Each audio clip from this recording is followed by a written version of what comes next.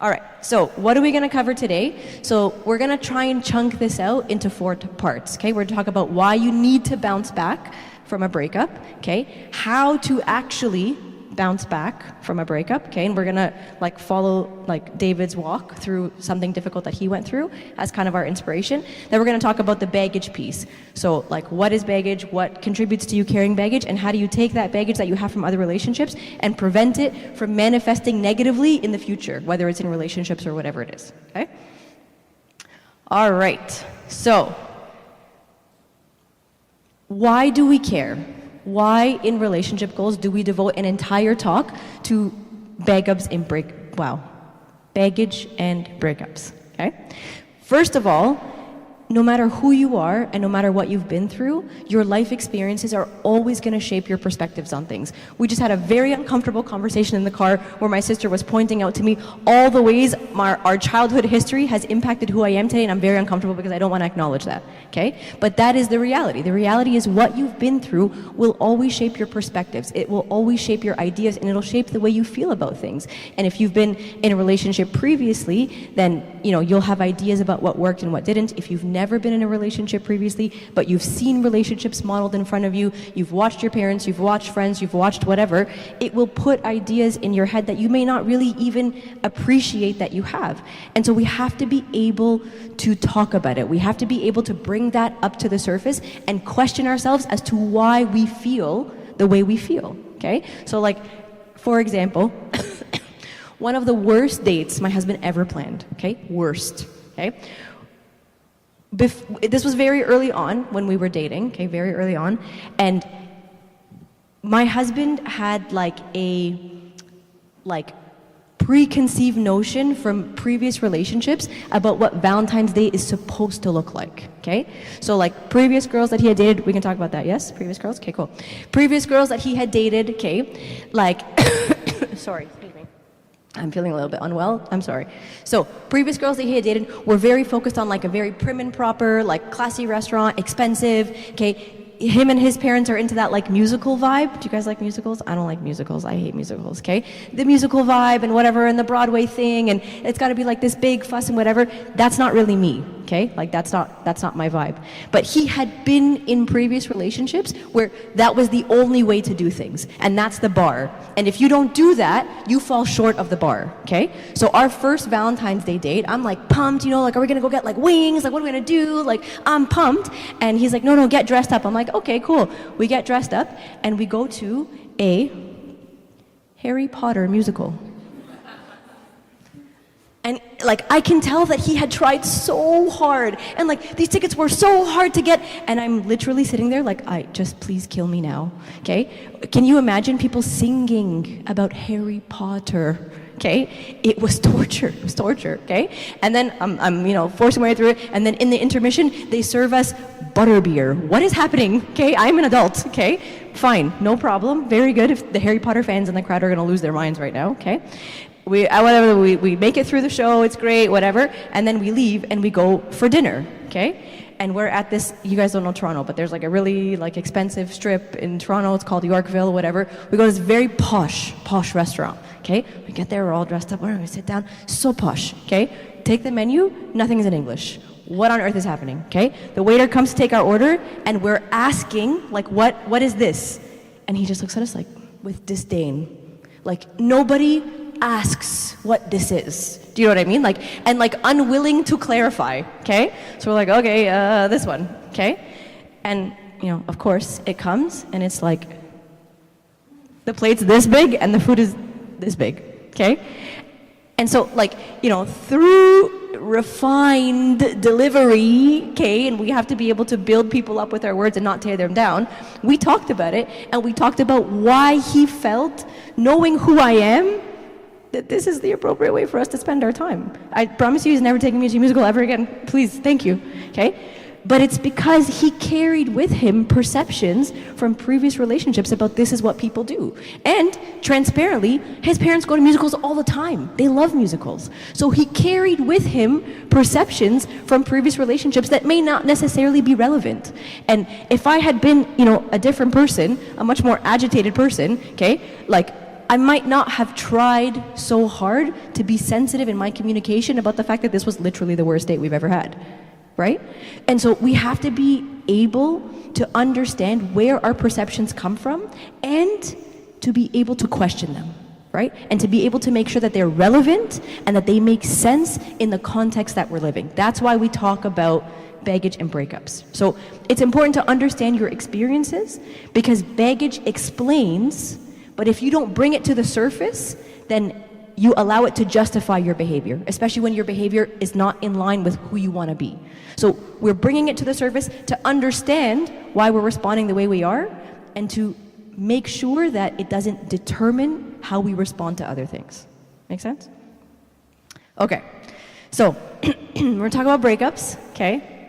We're gonna talk about breakups. This is a little bit of a charged discussion, okay? Just so you know, this is a little bit of a charged discussion. I get a little bit harsh in this one, so I apologize in advance, but you don't know me. I'm going home in a few days, so feel free to dismiss everything that I say. We do get a little bit harsh, okay? And at the beginning of relationship goals, we talked a lot about how many people here were at previous talks? I don't see a lot of overlapped faces. Yeah, just a sprinkle, okay? I'll try not to review the things we talked about in previous talks because I don't want to take up your time, but we talked about how in previous talks, relationship goals is my favorite service that I do at home because it's a 100% success rate. 100%, it's the only service. You know why? Because either you help people and support people through an enriching and fruitful relationship that yokes them to the path of salvation and the two uplift each other and carry each other on that path to salvation. Doesn't that sound so beautiful? Or you break up and it's a divorce averted. Win. And the breakup, unyoking yourself to somebody who's not going to help you get closer to him is as much of a success as a successful marriage. As much of a success. And that is why relationship goals is, in my opinion, the only service with a 100% success rate. Okay? Part of that perspective is understanding that breakups are not bad. And that you're not tarnished if you've dated somebody and you've broken up. And sometimes culturally, okay, we carry this, right? I'll tell you, that's the environment that I grew up in, okay? And did the environment that I grew up in probably have an impact on why I feel so strongly about relationship goals? Yeah, probably. Don't want to talk about it, thank you so much, but it's okay. We're bringing up baggage from our childhood today, okay?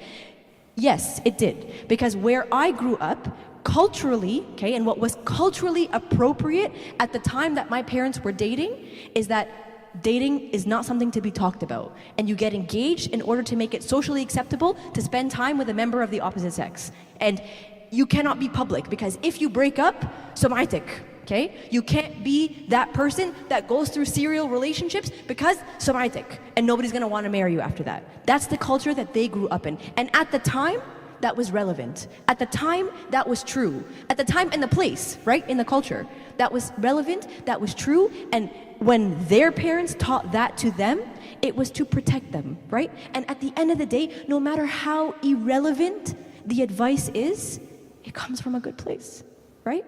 And I'm gonna get shot today because Margie's making me do a parents talk, okay? I'm gonna get shot and we'll see how it goes.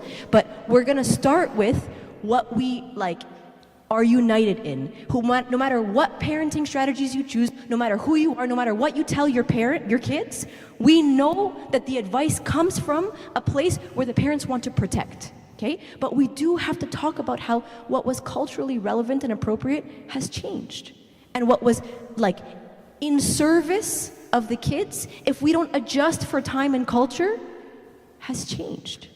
And this idea that you cannot have a breakup, otherwise you're damaged goods, that has changed. It has changed. Or I hope it has changed.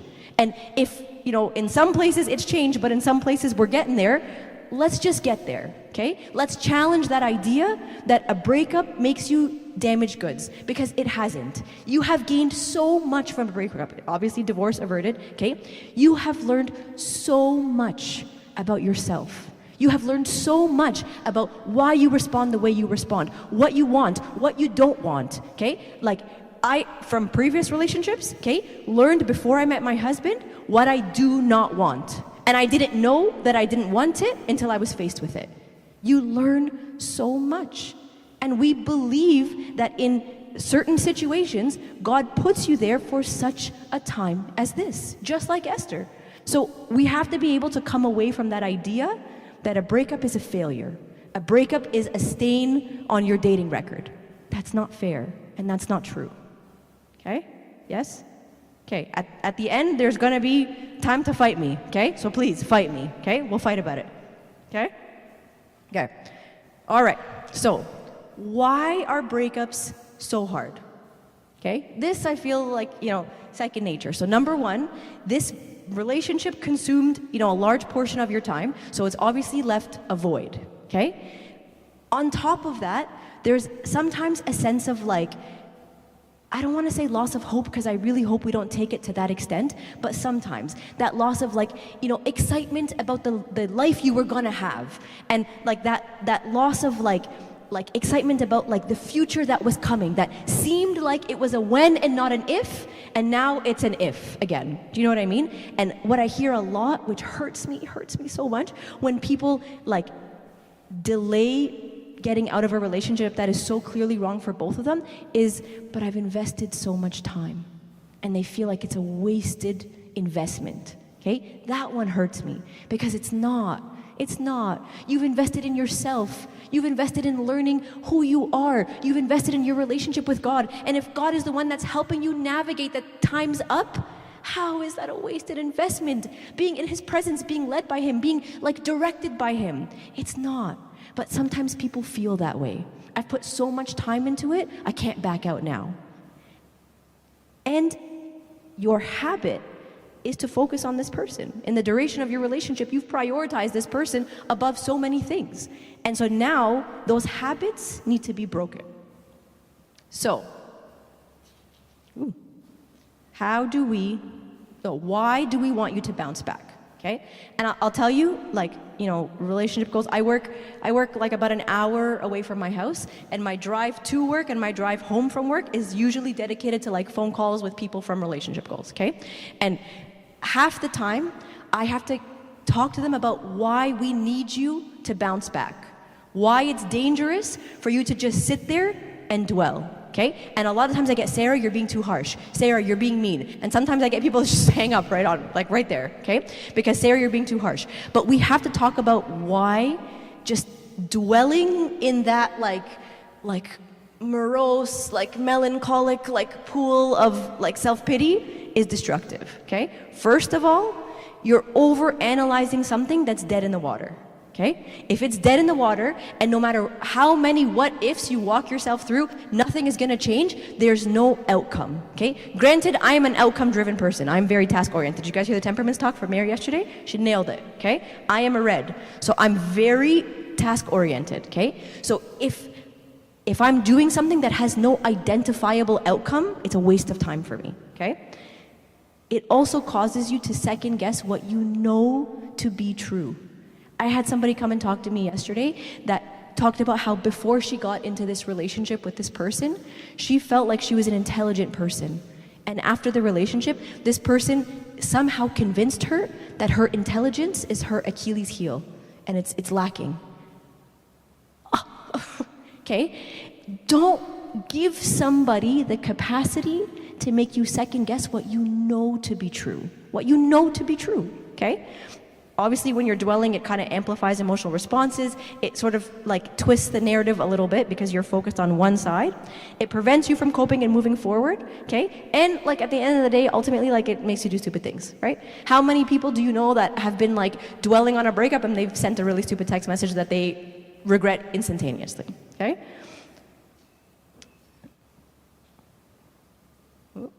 Sorry, guys. So I love this example. The Israelites, sometimes I feel bad because I feel like I roast them a lot, okay? But like the Israelites with the 40 years in the desert and all that kind of stuff, okay? This is an excerpt from where dwelling on their misery distorted their reality, okay? So here it says, now the mixed multitude who were among them yielded to intense craving. So the children of Israel also wept again and said, who will give us meat to eat? We remember the fish which we ate freely in Egypt, the cucumbers, the melons, the leeks, the onions, and the garlic. But now our whole being is dried up. There is nothing at all except this manna before our eyes, okay? What is manna? So I have a thing, like, I love when I'm like kind of digging through like scripture and stuff like that, I like to go through the original translations, okay? So like I'll take, the operative word in the sentence and I'll go back. I have an app, it's a fantastic app, ask me about it after, okay? That tells you what is the definition of the word in the language as an absolute, okay? Outside of context. Because sometimes things get a little bit diluted in translation, okay? The definition, Hebrew definition of the word menna is food of the angels, okay? Sweet, delicious bread that tastes like honey and melts in your mouth, okay, is apparently menna. Also, I'm like, I love bread, okay? So now, this fixation on their misery has completely distorted reality for them, completely. Instead of looking at the food that is sent by God, okay, the food of the angels, okay, that is, you have not worked for it, you have done nothing for it. It is literally hand-delivered to your door. That is like it was mercy, like 10 minutes ago. Now, our whole being is dried up. Now they wept. Okay, now they remember Egypt as like the promised land. They don't remember the slavery, okay? They don't remember like the beatings. They don't remember the torment and the oppression. They remember none of that. Now they've idealized slavery. And now that alternative that they escaped from, that God saved them from, the grass is greener over there. Because they're sitting there dwelling on their misery. So when we talk about why you have to bounce back, don't let the dwelling distort your reality. If you got out of a relationship because of X, Y, and Z, and God led you there, and you sit there and you dwell, don't let it distort the reality. Don't let it make you second guess what you know to be true, okay? Okay, this is where we're gonna get a little bit harsh, okay? So we're gonna get a little bit harsh. Can I actually get someone to volunteer to read the verse? I do that at home, but I don't really know you people, but that's fine. Come on, friends. I need somebody who's like feeling it, you know? I know your name, so it's tough. Sorry, man. Sure, no problem. Sarah lived 127 years. These were the years of the life of Sarah. So Sarah died in Kirjash Arba, that is Hebron, in the land of Canaan. And Abraham came to mourn for Sarah and to weep for her. Then Abraham stood up before his dead and spoke to the sons of Heth, saying, I'm a foreigner and a visitor among you. Give me property for a burial place among you, that I may bury my dead out of my sight. You're probably looking at me like, what is the relevance of this verse to what we're talking about, okay?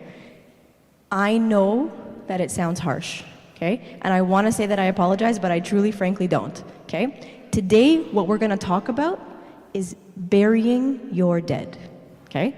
If we're going to use this analogy, okay, nobody sits there and dwells over a rotting corpse. Nobody does that, because frankly, it's gross, okay?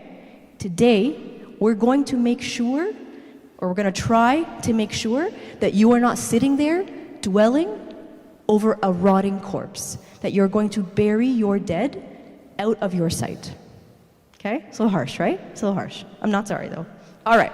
So, I have nothing to tell you, okay? I don't know anything. I've talked about this in the first talk. I'm severely underqualified to be here. I have zero qualifications that in any way relate to relationships. And when somebody asked me if I was a relationship therapist, I spit the water out of my mouth because I was laughing so hard. I certainly am not, okay? So, let's model somebody who has done a good job. Okay? Let's model somebody who knows what they're talking about, okay? Let's talk about King David. I love King David, okay? I'm not supposed to have favorites, sorry, okay? But like top 4 characters in the Bible for me, top 4, okay? Elijah and St. Peter are like neck and neck, okay? St. Mary Magdalene, King David. You wanna know why? With the exception of St. Mary Magdalene, all of them are dramatic, just like me, okay? Roller coaster emotions, ride the waves, okay? King David, woo, high highs, very low lows, okay? Elijah, wow, drama after Mount Carmel. I love the drama. And he's very sarcastic, okay? Please go read 1 Kings, excellent sarcasm, okay? I love the drama. Even St. Peter, very dramatic, okay? King David, for me, I can connect because just this, I love it, okay? And on top of that, King David was often led by his emotions, often. Okay? And we talk about sound mind, okay? He maybe struggled with that a little bit, okay? we're going to set the stage for what we're going to talk about, okay? So we're going to pick it up from 2 Samuel 12, okay? At this point, David had already sent Uriah into the battle to be killed, okay, and had married Bathsheba. And then, and we know like it's a little like sketchy, right? Is everybody familiar with the story? It's a little sketchy, you know, he kind of like cut a few corners and whatever, is a bit weird, okay? He married Bathsheba, they conceived and they bore a son, okay? And then God sends the prophet Nathan to go and tell David, hey, listen, your well-kept secret is not actually a secret, okay? God sees you and God is not happy, okay? And David repents in the moment, to David's credit, right? And that's actually, we'll talk about this another time, but the beautiful thing about King David and Saint Peter is that they can own their mistakes right away. Like there's no like pride, there's no like, oh no, I'm the best, fight back, whatever, defend your position. Like they can own it, okay? And so on the spot, David repents. On the spot, David apologizes, okay? And the Lord shows mercy in that David is not gonna die, but for everything, there's a heavenly consequence and an earthly consequence, right? And the earthly consequence is that his son, by Bathsheba, will die. Okay? I know, it's tough, it's harsh, it's tough, okay? So we're gonna walk through David's like steps of what's happening with his son, okay? And model that in terms of how you are supposed to walk out of a breakup, okay? Fair? Okay. Somebody pull up 2 Samuel 12 for me. I'm going to keep asking for the reading thing, okay? So poor Mina, I know his name, but like please have some mercy on him, okay? So can someone pull up 2 Samuel on their Bible apps and I'll get somebody to start reading 2 Samuel 12. Volunteers are welcome.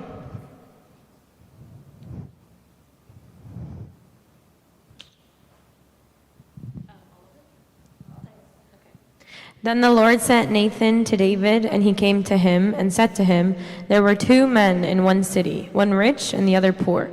The rich man had exceedingly many flocks and herds, but the poor man had nothing, except one little old lamb which he had bought and nourished, and it grew up together with him and with his children. It ate of his own food and drank from his own cup and lay in his bosom, and it was like a daughter to him. And a traveler came to the rich man, who refused to take from his own flock and from his own herd to prepare one for the wayfaring man who had come to him. But he took the poor man's lamb and prepared it for the man who had come to him. So David's anger was greatly aroused against the man, and he said to Nathan, as the Lord lives, the man who has done this shall surely die, and he shall restore fourfold for the lamb, because he did this thing, and because he had no pity. Then Nathan said to David, you are the man, thus says the Lord God of Israel, I anointed you king over Israel, and I delivered you from the hand of Saul. I gave you your master's house and your master's wives into your keeping, and gave you the house of Israel and Judah. And if that had been too little, I also would have given you much more. Why have you despised the commandment of the Lord to do evil in his sight? You have killed Uriah the Hittite with the sword. You have taken his wife to be your wife, and have killed him with the sword of the people of Ammon. Now therefore the sword shall never depart from your house, because you have despised me, and have taken the wife of Uriah the Hittite to be your wife.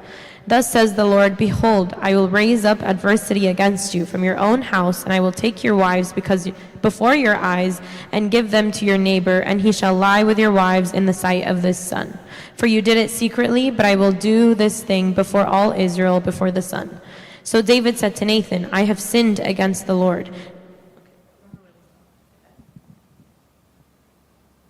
So basically, Nathan, God through Nathan, calls him out, okay? Calls him right out. And what is the first thing that David says? I have sinned against the Lord. That's the first thing he says. He doesn't point fingers. He doesn't say, oh, but Bathsheba was naked. Like, why was she naked even? Okay? He doesn't point fingers and say, but like Uriah wasn't like a great guy anyways. Okay? No. God calls him out, and the first thing he does is he looks inward. Okay? That is very hard. That is very hard. And in a breakup, that is very hard. And especially when you feel like you were the injured party. That is very hard. But I promise you, the value in looking inward first far exceeds anything else. And don't get me wrong, okay? It is therapeutic to trash the other person, okay? You just want to surround yourself with your friends that are going to hate him for you or hate her for you, okay? That's what you want to do because it feels good. But the value in looking inward first far exceeds anything else, okay? Why is confession so powerful? Yes, it's a sacrament, absolutely, okay? But why is confession so powerful? Because you call your sin by name. Why does he want you to vocalize it to a priest? Because you call your sin by name, and then you liberate yourself from the hold that sin has on you. That's why. So when you talk about a breakup, you look inward first, and you acknowledge your part, okay? It is exceedingly rare that a breakup is a result of one side only. Exceedingly rare, okay? I don't want to say never. I usually say never. You know, I have a lower filter when I'm at home. I don't really know you people, and I'm trying not to make my abuna look bad, okay? But it is exceedingly rare that a breakup lives on only one side. It is exceedingly rare that there's one person that is zero to blame and one person shoulders 100% of the blame. Actually, you know what? I'm going to say it's impossible. It's impossible. Okay? Whatever. I don't know you people. I'm leaving. Okay? I'm going to say it's impossible. Okay? There is so much value in looking inward to see what part you had to play in what happened. Okay? First of all, there's closure. Because if you feel like the injured party and that person did a disservice to you and you have nothing to apologize for and you're the best and you're the best, you're just going to live your life the victim. Okay? And that person is going to be painted as the devil to you for the rest of your life and to everybody else that you talk about. But if you look inward and you're able to acknowledge what part you played in why this went wrong, there is closure there. Okay? There is humility there because you acknowledge your own fallibility. There is learning there because you know what parts of yourself you want to grow. You know what parts of yourself you're going to pray for God to refine, for God to grow, for God to edify. There is insight there into why you responded the way you responded and how that relates to your previous experiences. Okay? And it decreases your resentment about the other person. Okay? At work right now, okay, in my job, I have like a department. My department's like maybe like 180 people or something like that, okay?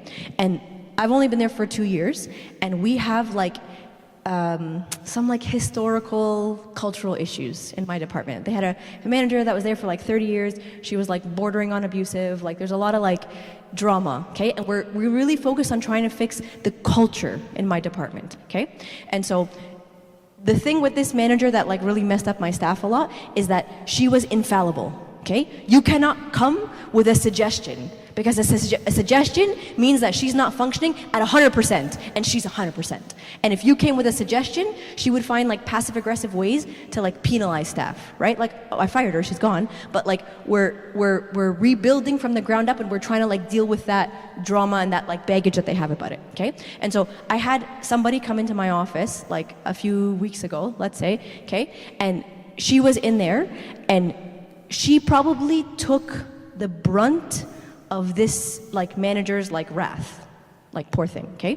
She took the brunt of it, okay? But when she came into my office, she was spitting fire, okay? Fire. Like she came into my office to take me right down, okay? She wanted to like decimate me, okay? And I'm sitting there, I'm listening, I'm taking the comments, I'm not saying anything, I'm just listening, yep. And she's like just ripping me to pieces. Your leadership, and ripping me to pieces, okay? And I'm just sitting there quietly, okay?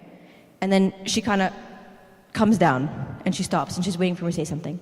And I look at her and I start apologizing profusely, okay? I'm apologizing that it took me, I fired her like after I had been there for about 1.5 years, okay? That it took me 1.5 years to see what was happening in my department. And I'm sorry that it took me 1.5 years to understand the magnitude of what was happening to you and nobody was saying anything. And I'm sorry that it took me and she wasn't talking about that at all. She just came in to like destroy me. And I started apologizing profusely because I genuinely feel that way. It shouldn't have taken me that long to see what was happening under my nose. I clearly was out of touch with my department, okay? And in that apology, she broke. And this fire that she was spitting, she just started sobbing, okay? And like, I'm not a hugger, just so you know, like, I'm not a hugger, okay? And like, definitely at work, I am not a hugger, okay? I have some really strong boundaries, okay, with my staff. I am not a hugger, but that conversation ended in hugs because There is a difference in acknowledging your faults and what it does to you and what it does to the other people. We are trying to create an environment in my department where it is safe for somebody to make a mistake, to own it, and to learn from it. You know where that comes from? It comes from faith. Okay? I'm trying to bring a faith principle into my very secular, DIB, whatever department. Okay? Because that is who we are. That is what we are designed to be. We are designed to be, I am what I am by the grace of God. My flaws, my mistakes, my shortcomings, I am what I am by the grace of God. My strengths, okay? I don't sit there and wreck myself and have no confidence and have nothing, because that's an insult to Him. Because I am what I am by the grace of God. Strengths and weaknesses, successes and mistakes. Everything is through Him, in Him, for Him, because of Him. We have to be able to look inwards. It doesn't take away from our value. It doesn't take away from anything. But the learnings to be gained from being able to look inwards far exceeds anything else in a breakup. Even though the path of least resistance is to turn around and point the finger. That person that came into my office, I could have written her up for insubordination, 100%. I could have written her up for unprofessional conduct.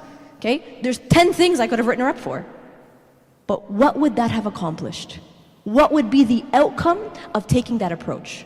And you have to ask yourselves the same thing. After a breakup, what is the outcome of trashing this person versus what is the outcome and the learnings to be gained of looking inwards?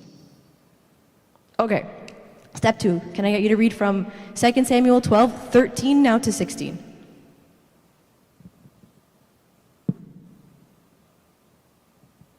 Any takers? Poor Murray and Mina. I'm going to start asking your names here, folks. It's like our high school kids. Yeah, please, thank you.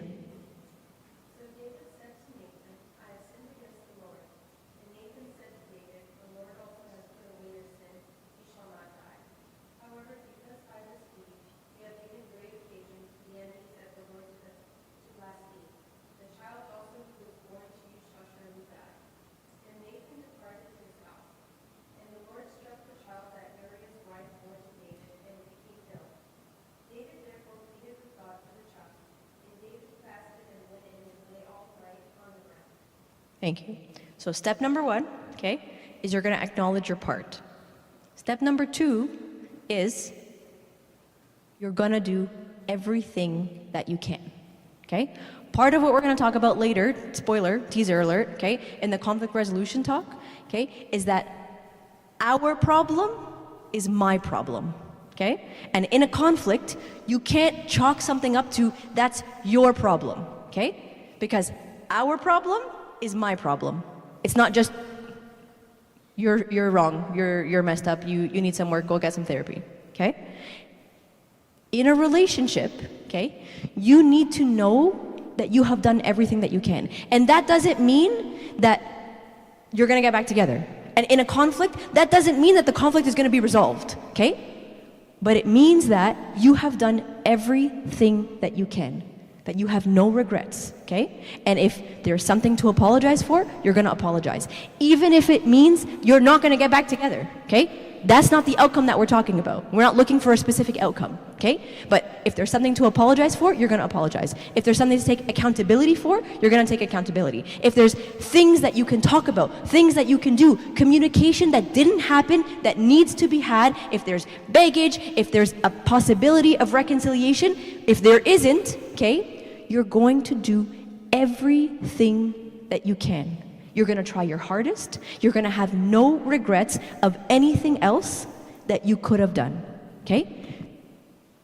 You're going to focus, just like David, okay? So the elders of his house arose and went to him to raise him up from the ground, but he would not, nor did he eat food with them, okay? Because he was going to do everything that he can. He doesn't know what the outcome's going to be, okay? God has said, I'm going to have mercy on you. You're not going to die, okay? But this is the consequence. And David doesn't know if God's going to change his mind. But he's going to do everything that he can, no regrets. It's the same for you. I don't want you to walk away from anything with regrets and with what ifs And what if I had tried? And what if I had communicated? And what if I had prayed more? What if? I don't want that for you. I want you to do everything you can, regardless of the outcome. And spoiler alert, David didn't get the outcome. And spoiler alert, David probably knew that he wasn't going to get the outcome. But it doesn't change, no regrets, that you have done everything that you can. Okay? Can I get someone to read from 17 to 19?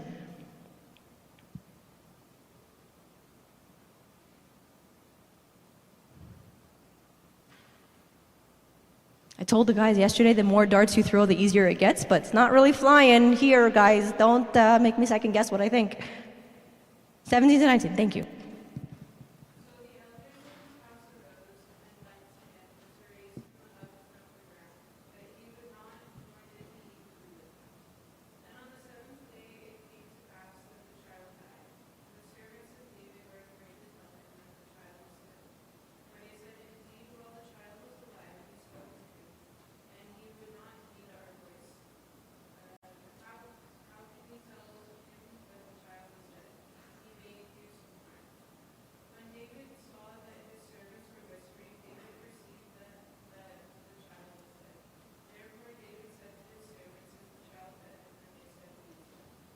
Okay, so what happens?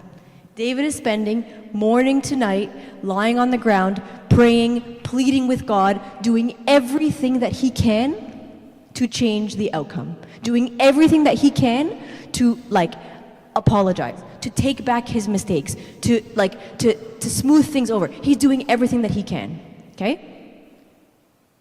But it is what it is, okay? It is what it is. Here's the beautiful thing about David, okay? They were afraid to tell him that the child was dead. Why? Because David is dramatic, okay? Everybody has seen his drama, okay? David and Abigail, one little guy insults him, and I'm gonna decimate everything, and I'm gonna kill all the men and whatever in the house, and very dramatic, okay? Very high highs and low lows. And they're afraid of his response because they know his drama, okay?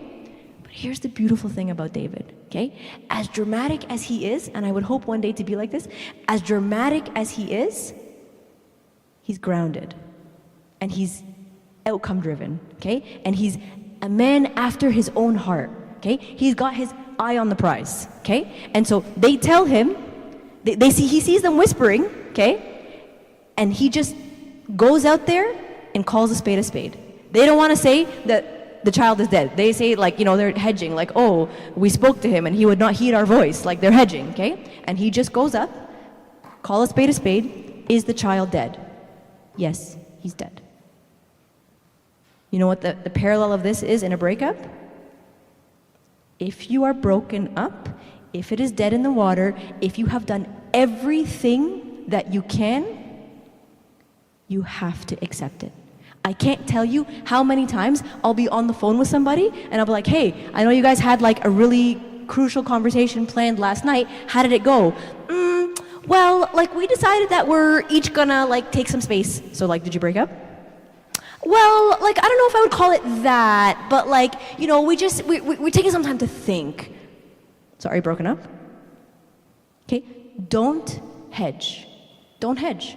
Because all it does for you is that it prolongs the inevitable. It prolongs your dwelling and your being consumed by it, okay? Once it's done, once it's dead in the water, be David. Call a spade a spade. Minimize the what ifs. When your friends are asking you, don't answer with, we're praying about it. You're broken up, friends. You're broken up, okay? The one that kills me is, oh, we're on a break. What is a break? What is it? Are you broken up? Can you date other people? Can he? Do you know? Is it unclear? If it's unclear, you didn't do a good job communicating here, friends. Okay? What is a break? A break is a breakup. It's a temporary breakup because you think it's going to be temporary, but it's a breakup. Okay? Don't hedge.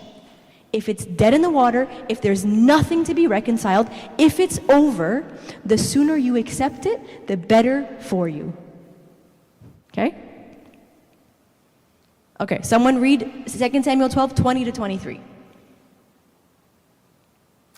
Just gonna make a casual observation that outside of Mina, who I voluntold, all the people volunteering to reading are girls. Just, we talked about being bold yesterday and showing, rising to the design, just throwing it out there. Not to put anybody on blast, but kind of. See, now the girls are hanging back and trying not to step in and take over, right? It's what I told them. I shot myself in the foot. Come on, guys. 2023, yes, thank you, friend. Thank you. Somebody get his name. Hanami's still pulling it up. Oh, thank you. Then David got up from the ground. After he had washed, put on lotions, and changed his clothes, he went into the house of the Lord and worshipped. Then he went to his own house, and at his request they served him food, and he ate. His attendants asked him, "Why are you acting this way? While the child was alive, you fasted and wept. But now that the child is dead, you get up and eat." He answered, "While the child was still alive, I fasted and wept. I thought, 'Who knows? The Lord may be gracious to me and let the child live.' But now that he is dead, why should I go on fasting? Can I bring him back again? I will go to him, but he will not return to me."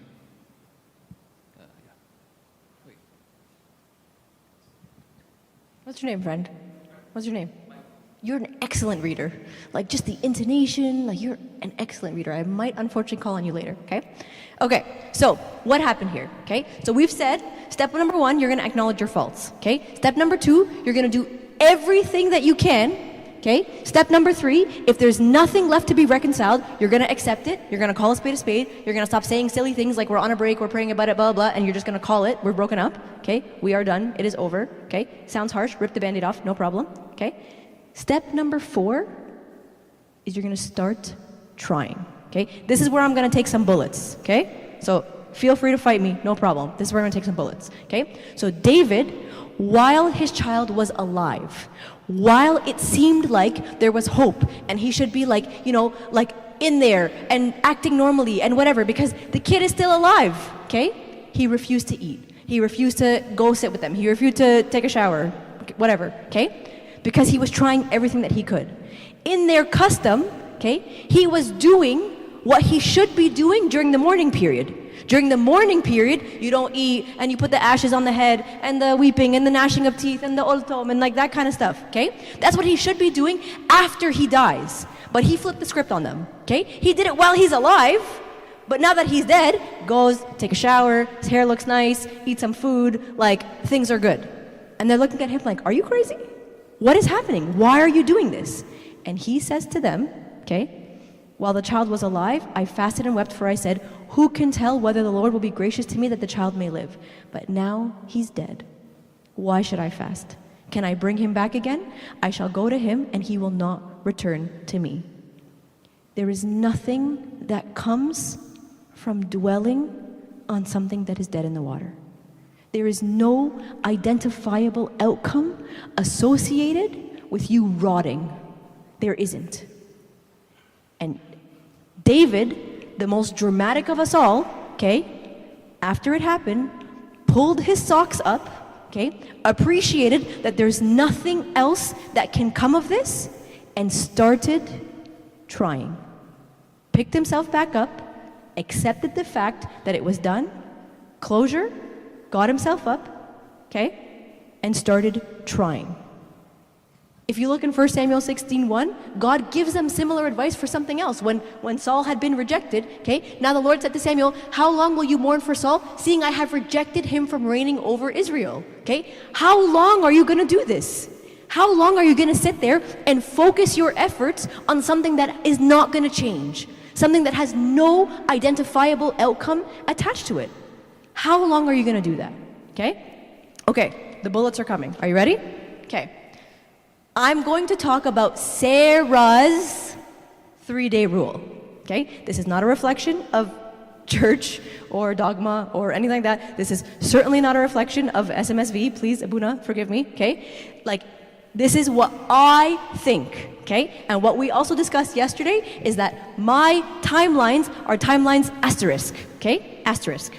You extrapolate that onto whatever appropriate timeline you think is fine. Culturally appropriate, all that stuff, okay?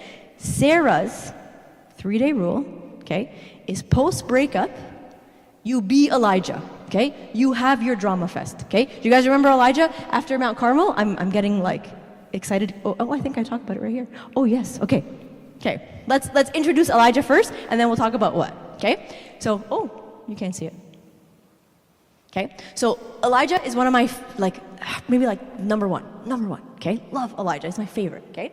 Because he goes to Mount Carmel, okay? And he's like so sarcastic, he's like so sassy, like, oh, you guys are gonna sacrifice to these gods, and then look, they're not taking the fire up to heaven, maybe your gods are sleeping, maybe your gods are on vacation, maybe they're on the bathroom or whatever, and he's being sarcastic and he's sassing them, okay? And then he accomplishes this like crazy thing out at Mount Carmel, and he's like, ugh, peak, right? We talk about how like when you're serving, okay, like you feel the power of God flow through you. Like the woman who was bleeding for many years and she touched Christ even though he's surrounded by throngs of people, okay? And he turns around and says, "Who touches me?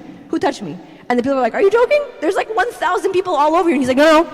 I felt the power go out of me." Okay? That's service. Okay? That's a different talk. We'll talk about that another day, okay? But like Elijah probably felt the power go through him in like being the hands and feet and the mouth of God's plan, okay, of God's will. And he's, Mount Carmel's this, okay? And then one little itty bitty tiny woman tells him, "I'm gonna kill you." And what does he do?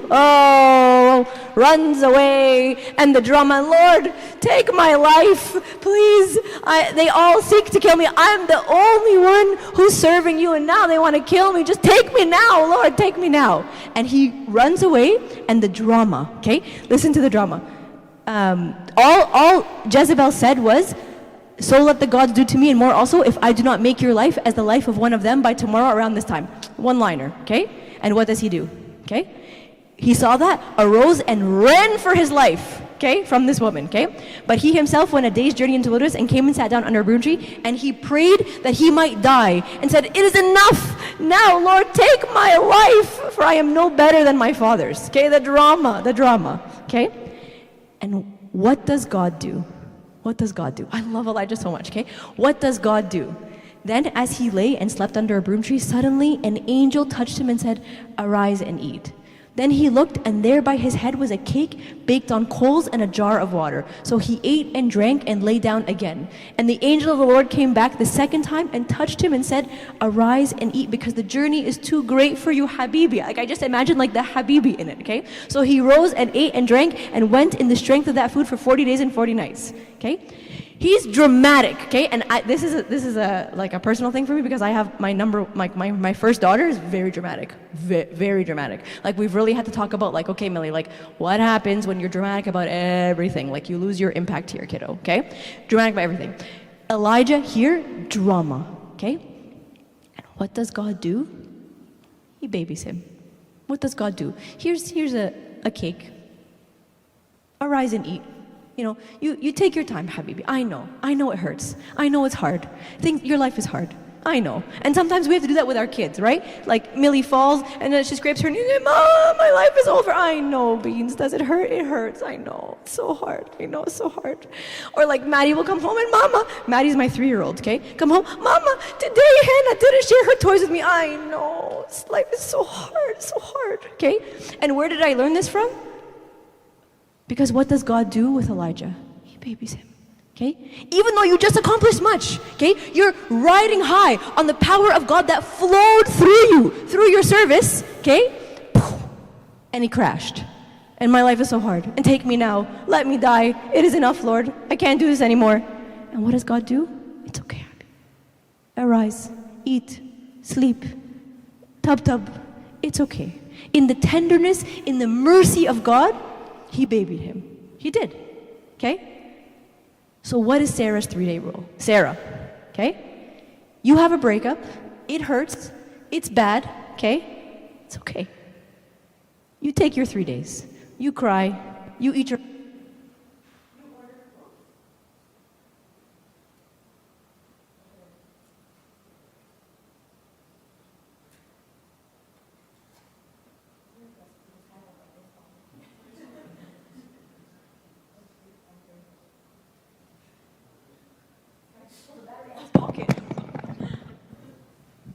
Thank you. So what is Sarah's 3-day rule? Okay, breakup happens. It's okay. It hurts. You're devastated about the loss of the future that you hoped you guys were gonna bring. Take your 3 days. Eat your ice cream. Cry. Watch your rom-coms. Okay, whatever. What is your thing that you have to do? You do it. You want to call in sick to work? I don't support this as a leader, but whatever. Don't tell me. Okay, you do you. Boo. Okay. You take your 3 days. You have your little pity fest. You do your whatever. You do what you got to do. Okay. But on day 4, you pick yourself back up. I'm not saying that on day 4, you're going to be over this person. But I'm going to say that on day 4, you're going to start trying to be over this person. And I don't know how long it's going to take. I don't know what the length of your relationship was. I don't know, like, what a big deal this was. I don't know anything. Okay? Day 1, 2, and 3, you cry, pity fest. Lord, take my life. It was enough. It was enough. You do all that. Do the drama. Okay? Day 4, you get yourself up and you start trying. I'm hoping you're praying throughout the whole drama, the way Elijah was, okay? But like, whatever, that's between you and God. You get back up and you pray. You pray that God heals your heart. You pray that God gives you the strength that you feel you don't have, okay? You get up, you go to work, you see your friends, you take a shower because you probably smell because you've been rotting in bed for 3 days, okay? You stop having ice cream for breakfast and you have a healthy, nutritious acai bowl, which you guys in California love, okay? Whatever. Fruits and oatmeal is basically what it is, but that's totally fine, okay? Whatever. And we just call it oatmeal at home, but that's fine, okay? You go to work, okay? You decide that you're going to start trying. And I get slaughtered for this one, slaughtered at home, okay? I get all the people who are fresh out of a relationship, their hands shoot up right away. How can you say that? 3 days, this was a big part of my life. And they lose their minds on me every single time, okay? I get it. I get it. It's hard. I've been through breakups too. I get it. It's hard, okay? I've been through losses and all that. I get it.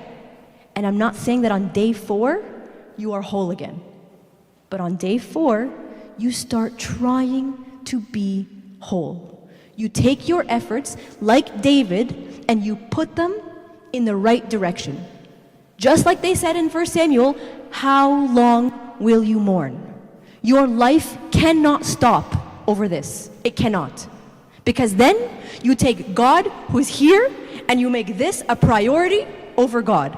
And then you've taken your eye off the prize, and you've made the prize this person, and it's no longer him. Okay? When we talk about relationship goals, we talk about dating talks, we talk about marriage as a path to salvation. Okay? Yes, it's not romantic. Everybody asks me like, oh, like what's the point of marriage? Oh, I need someone to make me happy and make me feel good about myself. Wrong. Okay?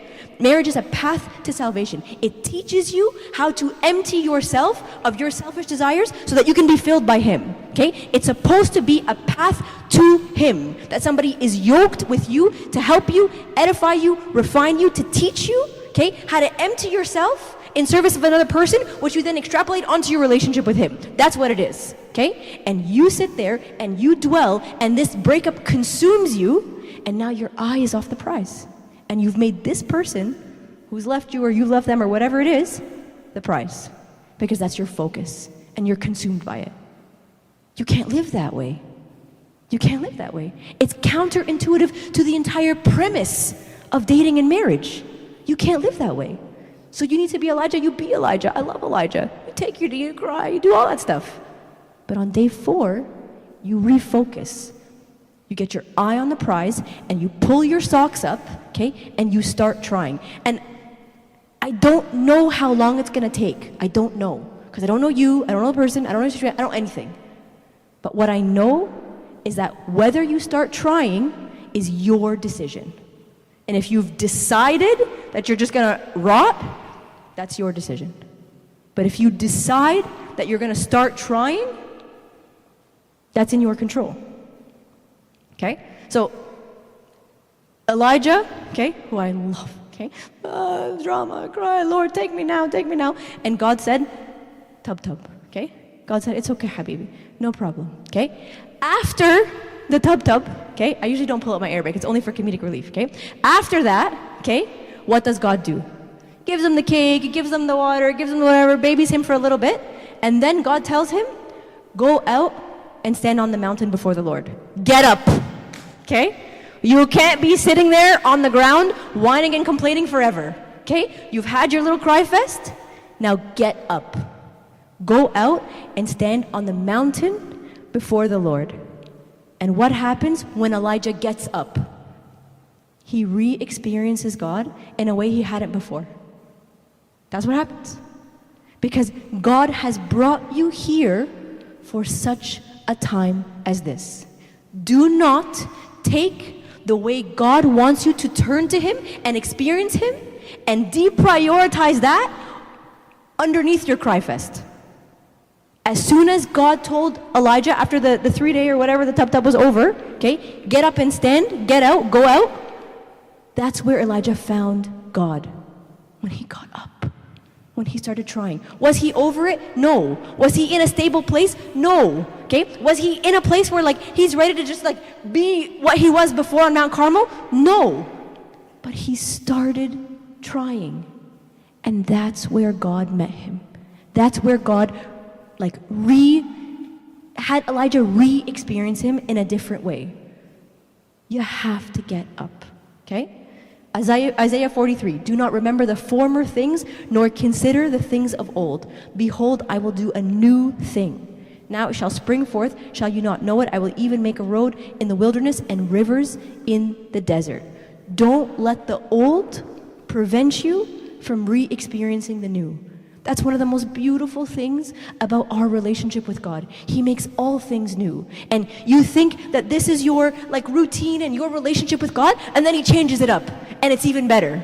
Okay? We talk to like old married couples about like, spice it up a little bit, like, reinvent the wheel a little bit. He does that with you every time. Okay? Where do we get that from? We got that from Him. Okay? His relationship with Elijah was this. Elijah went through a low, and then God changed it up on him, spiced it up, re-experienced it in a different way. Don't let your focus on the former prevent you from experiencing the new, prevent you from seeing what God has in store for you, okay? Don't let that happen. That's your decision, okay?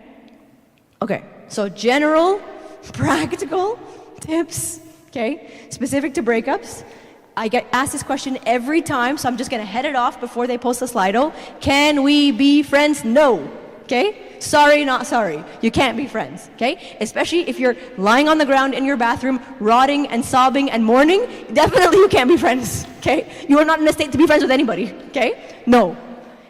When you are ready to be friends, okay, what you're doing for is you're striving for indifference about that person. That's the first step, okay? So for anybody in this room who's ever been through a breakup, okay, like the first time you like see this person after you've broken up, right? Like let's say like you're coming to church, fresh off a breakup, whatever, you walk in and out of the corner of your eye you see the person. You're like, and like you're standing on this side and they're over there, but you're hyper aware of their like coordinates in the room. And they went to the bathroom and then they're this way, they're going up for communion right now, and you know exactly where they are, and you're like hypercharged, right? Not ready to be friends, okay? You're striving for indifference. Like, oh, that person's here, not here, doesn't change anything, okay? Oh, that person's posted that they're engaged on Facebook, oh, okay, great. Doesn't wreck you, okay? You're striving for indifference. In that same train of thought, okay, please don't avoid social settings, okay? If you rot, if you mourn, if you run away, if you hide, it prolongs the point at which you achieve indifference, okay? And my general rule across the board for life in general, awkwardness can always be overcome. Always, okay? Maybe it's just who I am because I love awkward taco situations. Love them, thrive on them. I think they're hilarious. But awkwardness can always be overcome. And trust that God knows what you need better than you know what you need. And please, please, please don't lose hope. I can't tell you this weekend, some people have told me some pretty heavy things. I think for me, the thing that's heaviest to carry, following this weekend, is the hopelessness. The people that have just, given up, okay? Don't lose hope. David survived the loss of a child, okay? Let me tell you, that ain't easy, okay? But then David comforted his wife Bathsheba, went into her, and you know what was the result of that? Solomon. Okay? Everybody knows who Solomon was. Solomon. So please don't lose hope. Please don't let the former and the old prevent you from working towards the future. Okay? Okay. I feel like I'm running out of time. I feel this way every time. So I'm going to try and blast through the baggage piece. Am I?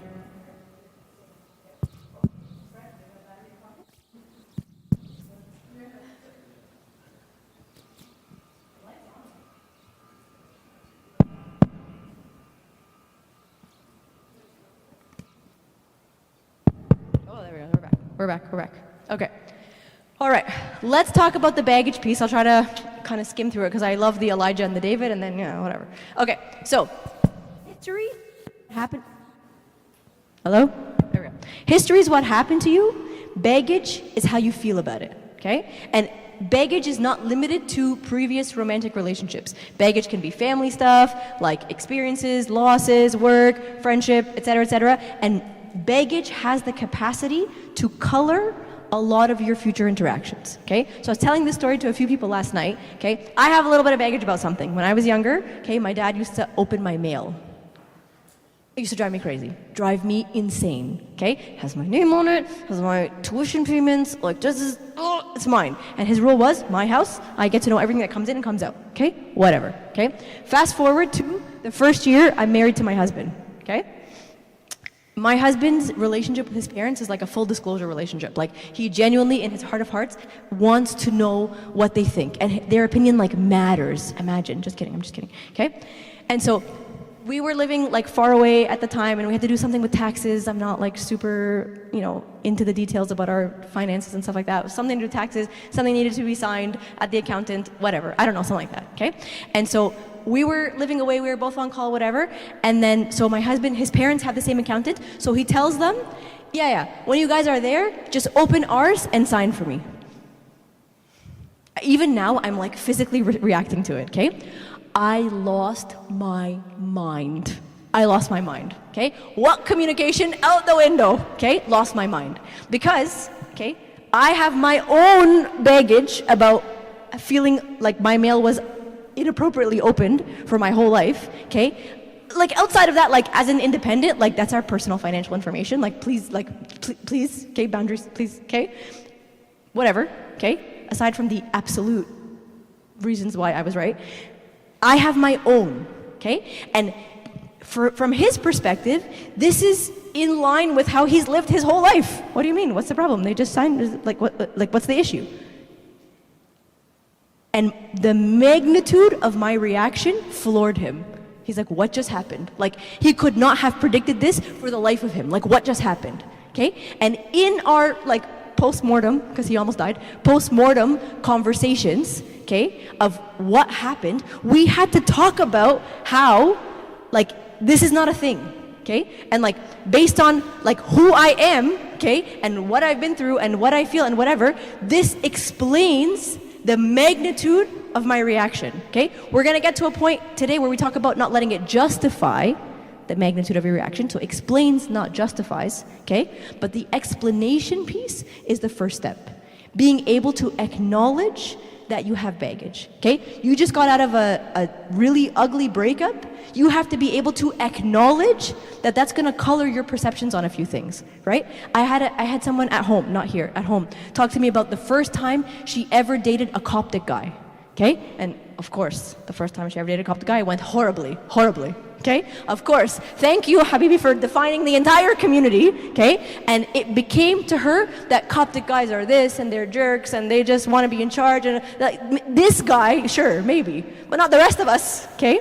And we had to acknowledge that she now has baggage about this relationship that she has extrapolated onto an entire community, okay? But the first step to being able to do that is to have insight into your baggage, okay? Being able to understand yourself and why you feel the way you feel, and being able to dig deep and being able to articulate that, okay? It's fine to think it, but you have to be able to articulate that, okay? To yourself, in your whatever, journal writing. People are all about journal writing, like, all the power to you, whatever it is, okay? For me, my jam is confession. That's my jam, okay? My poor father for confession, my jam is confession. Like, I'm not a journaler, but I can see the value in it. Something's going on, straight to confession I go. And my Father Commissioner is like, okay, is this like a 1 hour time slot or like a 1.5 hour time slot? I'm like, Abuna, don't book an appointment after me. Like, that's our relationship, okay? You have to be able to articulate why you feel the way you feel. Because for yourself, there's growth and there's learning and there's insight, okay? And for the future, that may need to be articulated to somebody else to explain, not justify, but certainly to explain, okay? I talk about these kind of things a lot, okay? In dating relationships, obviously not in a breakup, like you're past that point, you don't need to play games with them anymore, but in a relationship, I love this kind of stuff, okay? I love like dates that are like question for question, okay? So like that one on the left, 101 questions to ask before you get engaged, is a nice like conversation prompt, right? Because it's got topics that may not organically arise in the course of a relationship, right? Like, and some of it is like way out of left field, but it's a prompt in terms of insight into how you feel about things and insight into your history. And the ones on the right, so my husband and I like play these games, like every so often we'll schedule a date, get the babysitter, whatever, and we'll bring one of these with us and we'll play, okay? We've been married for 12 years, almost 12 years, okay? Like sometimes I think like, wow, 12 years is a really long time, okay?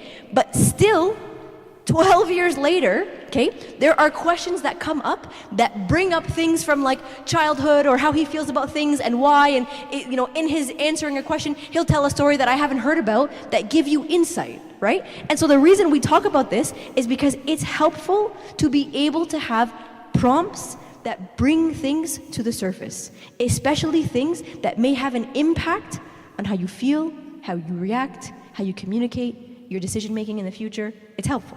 Okay? Step number 1, acknowledge you have baggage. Step number 2 is you bring him your baggage. Okay? He makes us whole.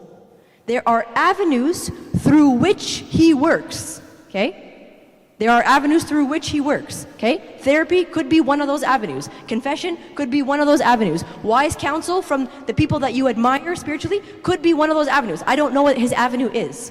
But ultimately, he makes us whole. So when you bring him everything, okay, this is not exempt.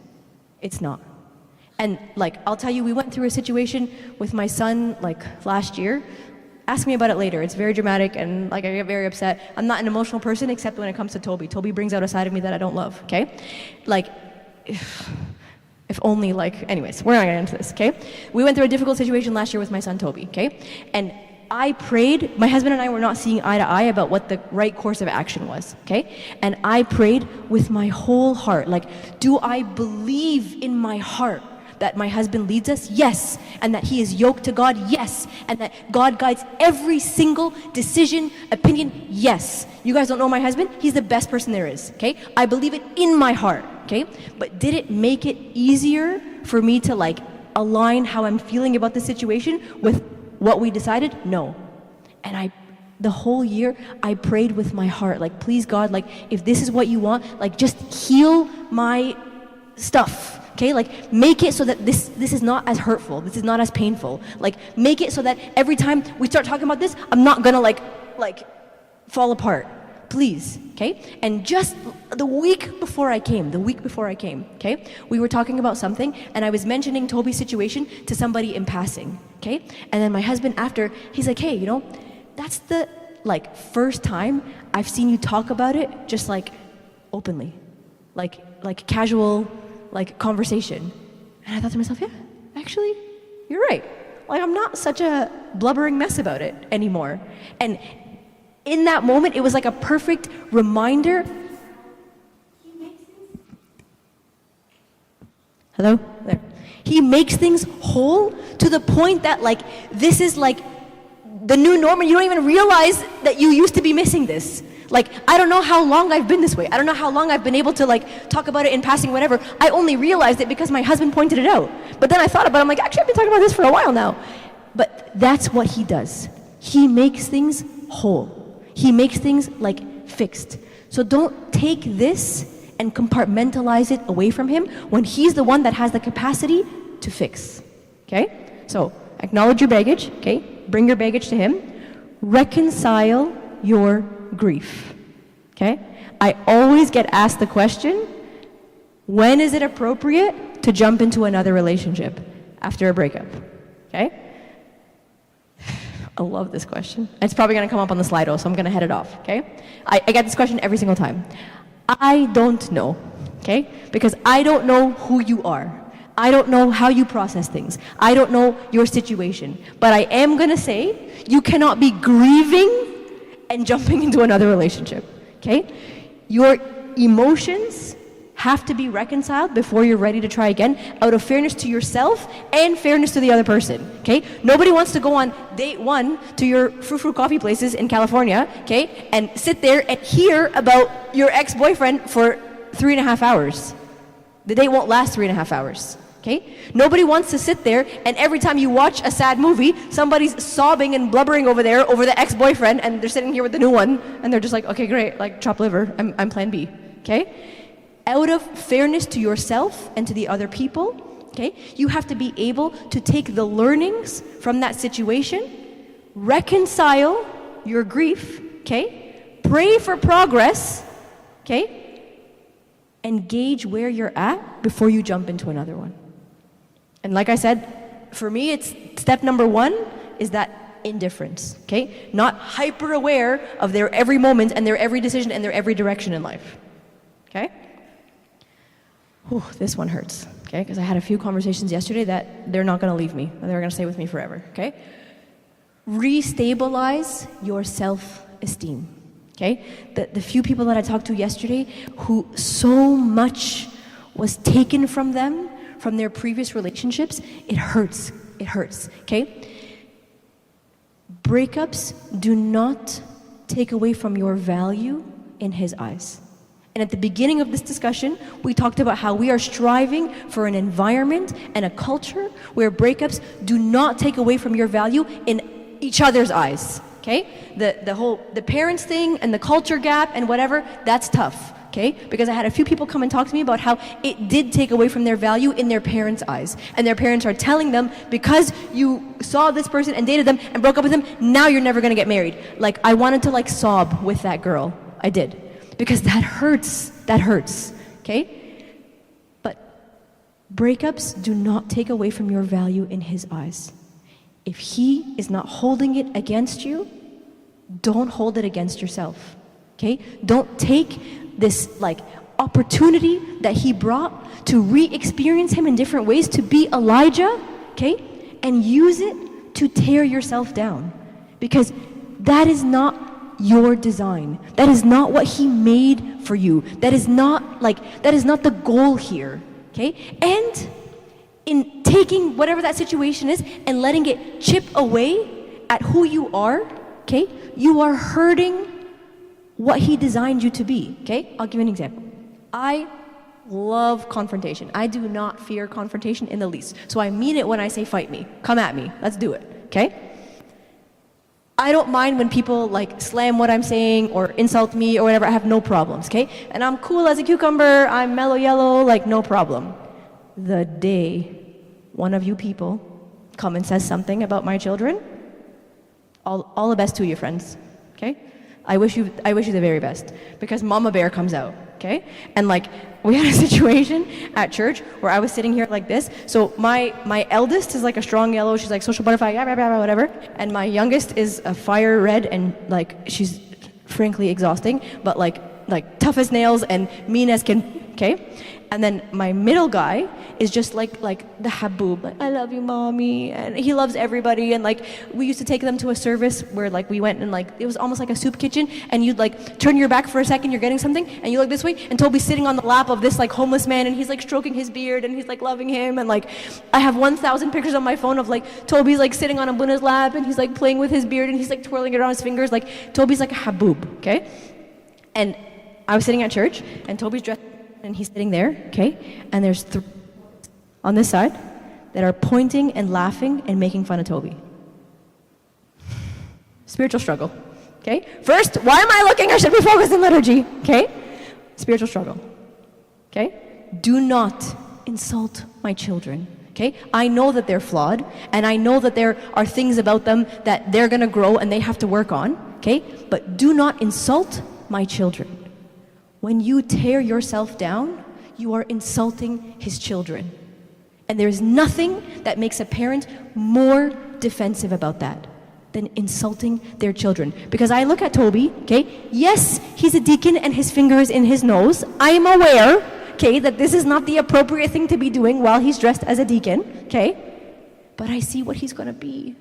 I see his potential. I see who he is. I see his purity of heart. And that's what he sees in you. So don't let somebody make you second guess how he sees you.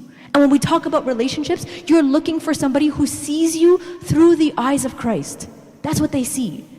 Don't let somebody make you stop seeing yourself through the eyes of Christ. That's not humility, okay? Humility is not tearing yourself down, and I'm horrible, and I'm awful, and I'm this, and I'm that. Humility is, I am what I am by the grace of God. Flaws, shortcomings, and strengths. Why? Because I'm a child of God. I am made in his image. I know who I am. And I'm not perfect. I have issues. I have problems. But I am a child of God. I am what I am by the grace of God. Don't let anybody take that away from you. It is not theirs to take. Okay?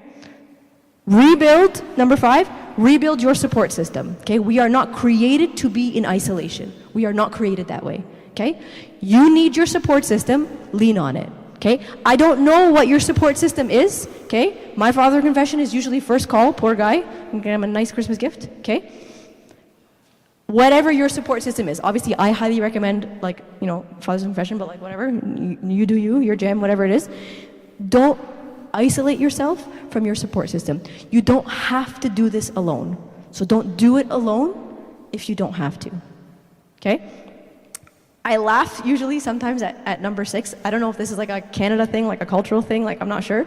But we have this like tendency in Canada where somebody goes through like a particularly messy breakup or like a public breakup or whatever it is, and bam, they book the flight ticket to the mission trip on the spot. Okay? Like, it's like breakup happened and like on the drive home, they're booking a flight to Kenya. Okay? Like, I don't know. Okay, like I don't know, I don't have a specific like opinion about that, but what I am going to say is you use that as an opportunity to pursue his plan for your life. If his plan for your life is to go to Kenya, go to Kenya. Go. Okay, I love Kenya. That was the peak of my like journey with God. I loved it. Okay, go. But just like make sure he's telling you to go. Okay, like make sure that this is what he wants for you. Okay? Use this as an opportunity to pursue his plan for your life. Okay? And be bold. I come back to this verse, I think every single talk in relationship goals, God has not given us a spirit of fear, but of power and of love and of a sound mind. Lean on that through the baggage and the breakups. All right. Questions. Who's going to fight me? I want the first person to take the 3-day rule and annihilate it.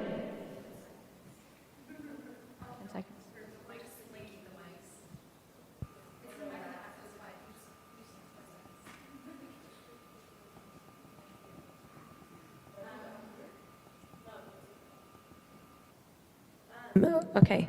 Also, you guys can like the questions and they can move up to the top, so then we could ask those. Okay, first one. How do you explain to someone else that you crossed all sorts of physical boundaries with your previous partner? I think I've been asked this question maybe 1,000 times during this weekend, okay? I want to go back to this whole concept of if he doesn't hold it against you, we don't hold it against you, okay? And who you were or what you've done does not change the value that you have in his eyes. Okay? My son killed my husband yesterday. Okay? My husband is at home, single dadding, okay, for the weekend. Poor guy, please. Like, I have to do something very nice for him when I get back. Okay? And Toby is very averse to, do you guys have Kuman in America? Do you know what Kuman is? Yeah? Okay. Toby hates Kuman with his whole being, okay? Kuman to him is like a swear word. And my husband, ambitious as he is, decided that even though mommy's away and I'm single dadding 3 kids under the age of 7, I'm gonna do Kumon. If it was me, Kumon would be out the window. We're just trying to survive, friend, okay? He decided. And my husband and Toby battled yesterday for 5 hours over his Kumon. 5 hours. They're both very stubborn, okay?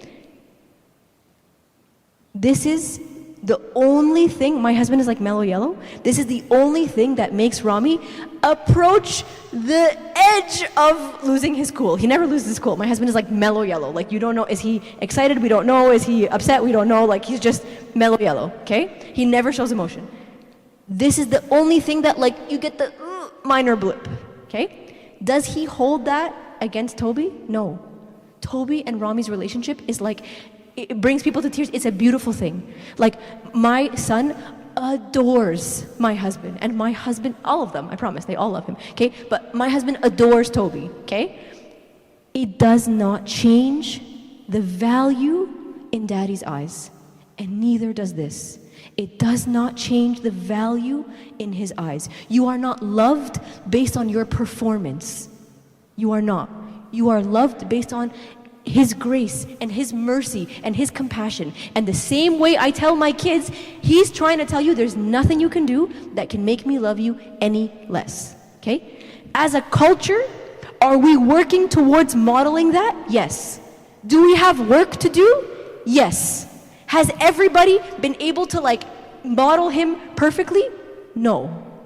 But that is what you know, that you don't let somebody second guess what you know to be true, okay? Now, in terms of the appropriate time, okay, to talk about this, I struggle with this a lot, and I get asked this question a lot, so jump in if I'm like way out of left field here, okay?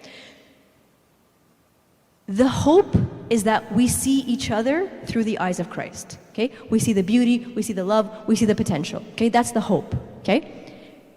Before you're in like a committed relationship with this person, as you're getting to know this person, okay, you don't owe anybody anything.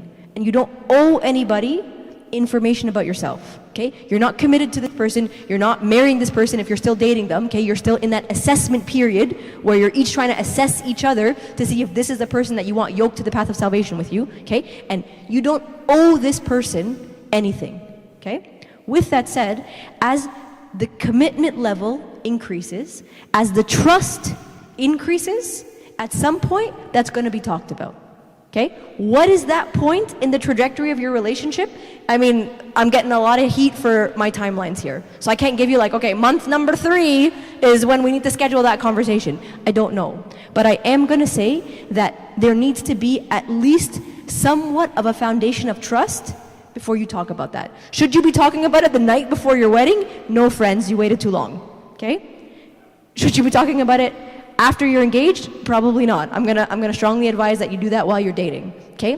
Where in that trajectory, that depends on you, depends on the couple, depends on the whole thing. But I am gonna say my opinion,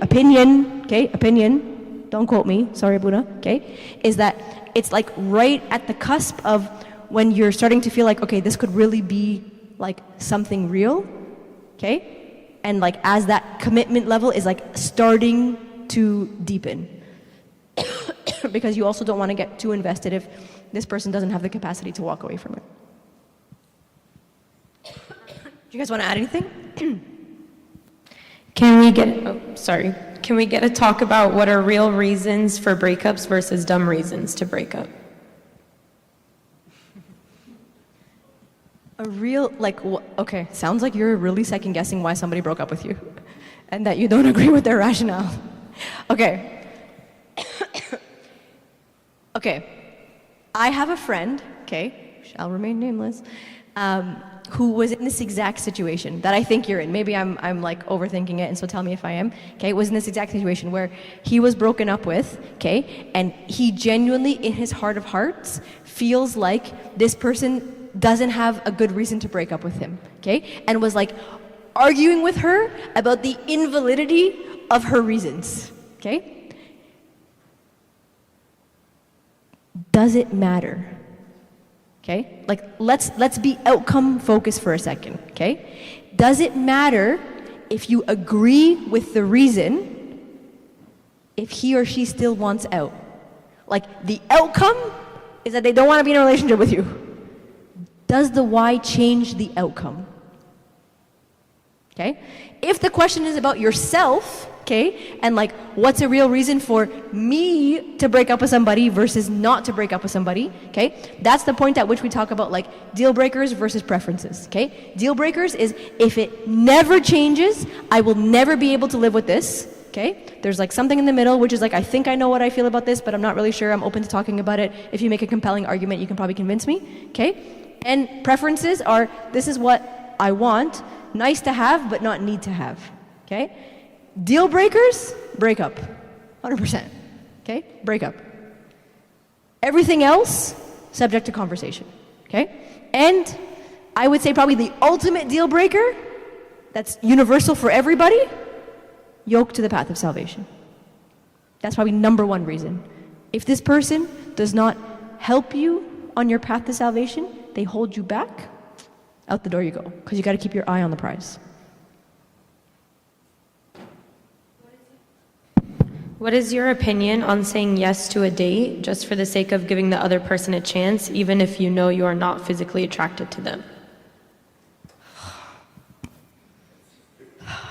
I need more information, okay? Because I need to know if you're a boy or a girl asking this question, okay? And I'll tell you why. Abuna told me don't make me look bad and I'm about to do it. Okay, here we go, friends, okay? Again, I don't know you, dismiss what I say, you don't know me, I have no qualifications, I'm going home in a few days, it's fine, okay? If you are, I'm really gonna get myself in trouble. Do you guys wanna take this one before I get myself in trouble? Are you sure? Men in black? No, you're not gonna have my back on this one. Okay. If you are, well, my friend at the back knows what I'm going to say, and he's dying of laughter back there. Okay.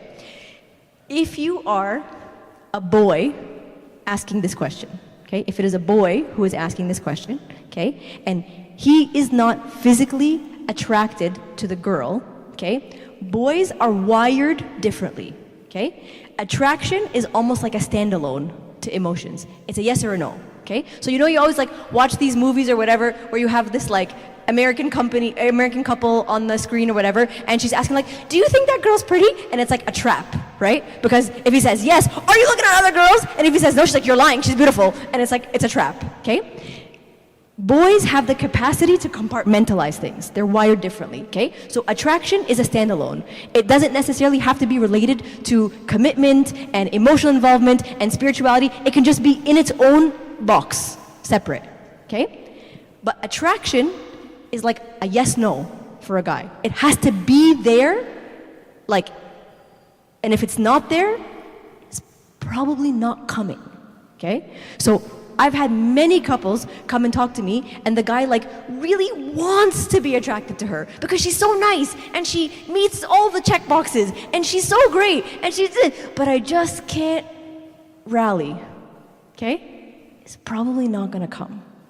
Now, if it's a girl, I'm so sorry, okay? If it's a girl asking this question, okay, we are wired a little bit differently, okay? So boys are like boxes, okay, and they can compartmentalize. Girls, everything is like this, okay? Yesterday, for those that were here, we had one algorithm for boys, but we had two for girls because we are much more complicated, okay? And everything overlaps. And like boys can only have like one thought at a time, and they're just focused on that one thought at a time. And sometimes when I imagine like what is happening in my son's head, it's just like a fly buzzing around an empty room, okay? My daughters and me, okay, it's like everything is tangential. Like we're having 65 different thoughts at the same time, and everything is everything is connected, and there's 5 different like paths, and they all come back to like one conclusion. Okay? So attraction and emotions with a girl are much more intertwined, much more. Okay? And so with a girl, if the first time you meet this guy, you're like, like, you know, I'm usually into like, you know, dark-haired guys, and this one's a little light-haired, I'm like not really vibing it, okay? There is much more potential for that to grow as the emotional security grows and the emotional attachment grows, because we are much more like emotionally governed people than guys. Guys are very like black and white, simple, like yes or no. And girls are much more like intertwined emotionally. So is there a higher likelihood that that attraction can grow with a girl? Yes. Is it a lower likelihood with boys? I think so. But like, fight me, this guy back here is gonna fight me, and I might wanna let clergy step in because I'm gonna put my foot in my mouth right now. Anybody? Please, help me. No? Okay, cool. Cool. Yes, friend? Yeah, I've been married for 12 years, folks. But my husband is like super hot, just so you know. Sorry, can I say that in the church? I can't say that in the church, can I? Okay, sorry. There's so many people that have asked me for a picture of my husband, I'm so sorry. I haven't told any of them. Okay, I'm sorry. Okay, can attraction fade? Yes, okay? And marriage is a path to salvation because there's a lot of times in marriage where things are a decision, okay? So today, my husband is driving me bonkers, but I'm gonna decide to love him anyway. We've made a covenant, okay? And a covenant, like, there's parts of your life where it's easy to adhere to the covenant and parts where it's really, really hard, okay? You wanna know my pet peeve with my husband? Drives me bonkers, okay? Okay, I feel way too much about myself here, okay? I have a thing, okay? After I had kids, okay, when you have kids and you change the diaper, whatever, how do you clean the bum? With wipes, right? Wet wipes. That's how you clean the bum, right? Why don't adults do that? They should. It's cleaner. It's better, okay? So in my house, we have many wipes containers. Children and adults alike, we are equal opportunity across the board, okay? Everybody gets wipes. You go to the bathroom, he wipes, okay? My husband has a tendency, okay, to keep the wipes containers open all over the house. And then you go, you're looking for a wipe, the whole thing is dry, okay? I'm getting upset as I'm talking about it, okay? I'm getting upset, okay? In that moment, I have to choose to love him because I'm gonna kill him, okay? There are, like, after I had my kids, he had to choose to love me because I was a hormonal wreck, okay? Like, C-section, OR, die, all over the place, haven't showered in 3 days. Like, am I at my peak of attractiveness? I most certainly am not, okay? And he has to choose. So yes, attraction can fade, not with my husband, but yes, attraction can fade. But what doesn't fade is covenant. And what doesn't fade is commitment. And what doesn't fade is your decision and your commitment to love them anyway. Absolutely, okay? But marriage is fun, friend, right? Marriage is fun. And if you choose to yoke yourself to somebody with which it is not already fun, it's not gonna get more fun, it's gonna get less fun.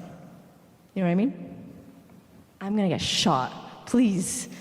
Okay, we're drowning. All right, ask me another one.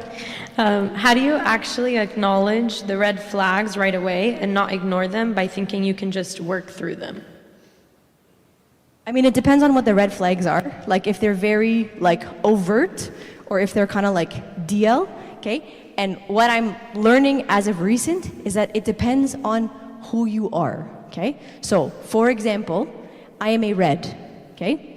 If you say something stupid, I'm going to tell you it's very stupid, okay? That is who I am. I do not fear confrontation. I do not fear bluntness.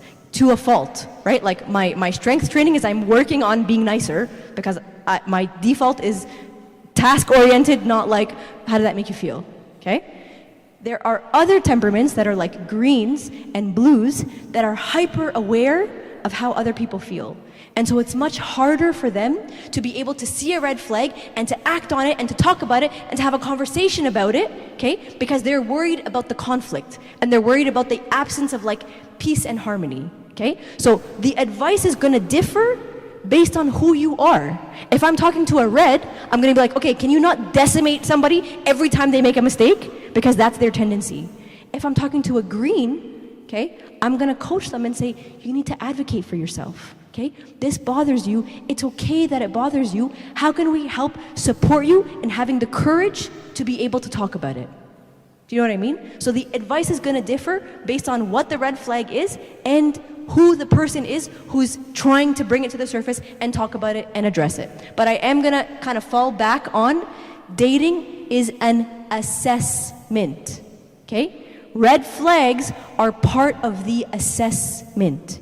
You need to be able to look at it like an assessment because this is somebody that you're yoked to forever. Okay? Yes, friend.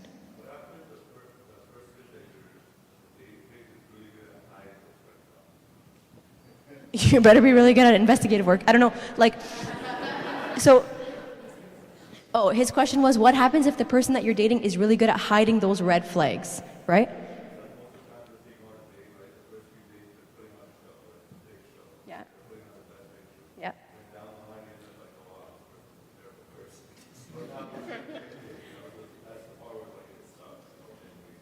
But that's the purpose of dating, right? Like, don't marry the person after date 5, right? That's why we date, is because you have to, and that's why we don't tell people to get engaged 2 weeks after they met the person, right? Because you have to give this person enough time to show who they are, right? And if who they are is aligned with what you want your household to be, is aligned with the path to salvation, is aligned with modeling Christ, right? We talked about this so much yesterday. Christ, church, that's the model, okay? And you have to give this person time to show you if they are aligned with being Christ or being the church. You can't do that, you're right, after the first few dates. But that's why we tell you, date, right? And there are some cultural expectations of the appropriate length of a dating period, okay? I can't speak to what is or isn't appropriate. I can tell you my personal opinion, okay, is that when my parents said that the longest anybody could ever date is like 3 months before they have to get engaged, challenge that, folks. Challenge that one, okay? But I am going to say that challenge what the cultural expectation is and why it is. Because in my opinion, Bruno Thomas is going to kill me, opinion, okay, you date longer, engaged shorter. Because that's the investigative work. By the time you're at the point of being engaged, you've made a decision that's hopefully like a well-founded decision, right? So why prolong? But the dating period is the investigative work. Sorry, nowadays what? Yeah. I agree. Everybody's racing to the altar. The wedding is not that fun, folks. Deprioritize it. Yes.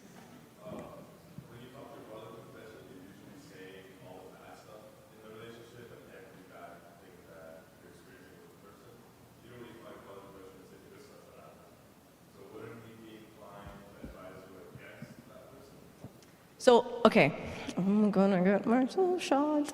Okay, I have very strong opinions on your relationship with your father of confession, okay? There's 3 of them, or 2.5, sitting on that side, okay? I don't really know, like, what Marchie is. We don't have Marchies in Canada, okay? I don't know what he is, okay? And so, like, I have to, like, navigate this carefully here, okay? But I have very strong opinions on your relationship with your father confession.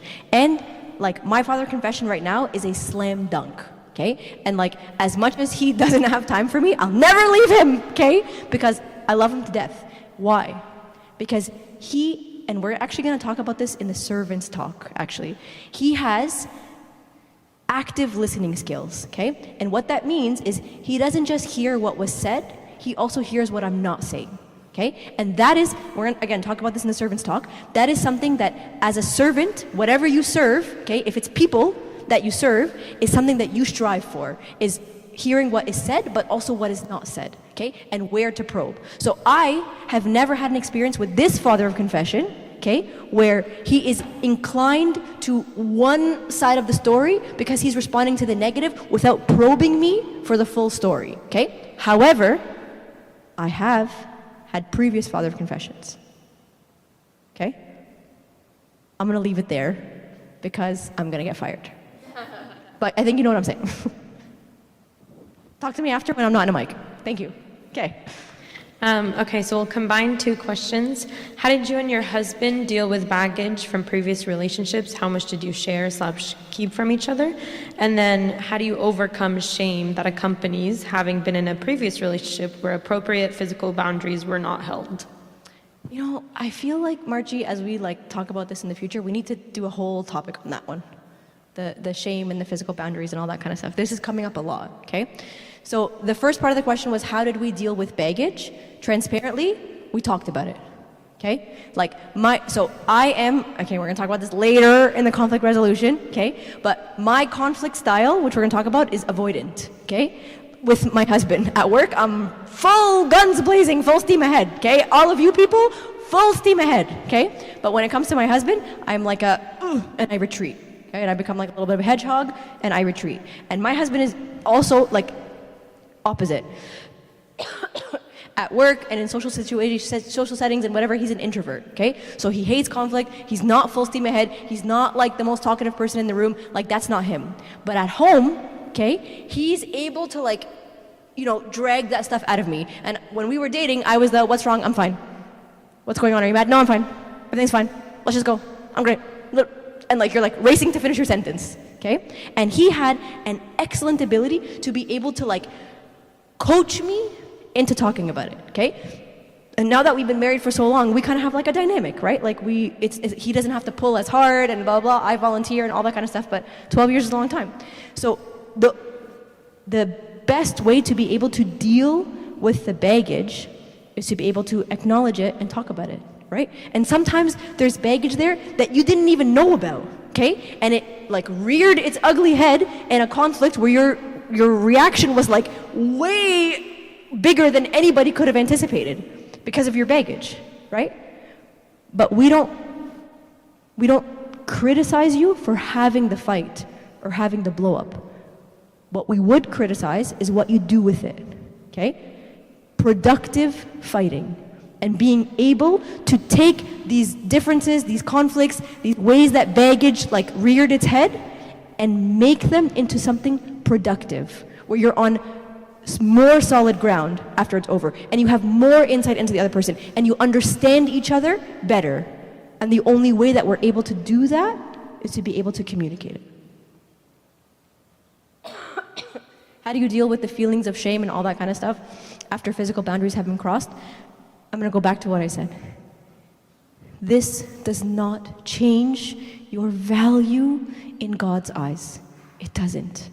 And the same way breakups can be paralyzing, shame can be paralyzing.